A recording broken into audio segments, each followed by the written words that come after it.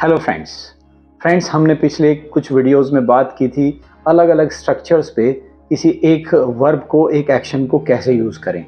आइए फ्रेंड्स, आज उसी तरह की एक वीडियो हम लेते हैं बी के बारे में। अपनी तीन प्राइमरी जो हमारी वर्ब्स होती हैं, डू, बी और हैव, उसमें से बी की बात करेंगे। और बी को हम लोग यूज़ करते हैं किसी भी व्यक्ति का नाम, उसकी कोई एडजेक्टिव्स या फिर किसी तरह से उससे जुड़ी हुई कोई भी ऐसी इमोशंस, मतलब वो चीज़ें जिसमें हम होने की बात करते हैं। जैसे एक एडजेक्टिव मैं ले लेता हूं दोस्तों, और वो एडजेक्टिव है पंक्चुअल। अगर मुझे इस बात को प्रेजेंट में कहना हो कि मैं पंक्चुअल हूं, मैं एक तरह से किसी भी काम में नियमित हूं, तो प्रेजेंट में मुझे कहना है, मैं कहूँगा आई एम पंक्चुअल। फ्रेंड्स, अगर इसी बात को हम पास्ट में कहेंगे तो हम कहेंगे मैं पंक्चुअल था, आई वॉज पंक्चुअल। मैं पंक्चुअल होऊंगा, आई विल बी पंक्चुअल। मैं शायद पंक्चुअल होऊंगा, आई मे बी पंक्चुअल। मैं शायद ही पंक्चुअल होऊंगा, आई माइट बी पंक्चुअल। मुझे पंक्चुअल होना ही चाहिए, आई मस्ट बी पंक्चुअल। मुझे पंक्चुअल होना चाहिए, आई शुड बी पंक्चुअल। और फ्रेंड्स, मैं पंक्चुअल हो सकता हूँ, आई कैन बी पंक्चुअल।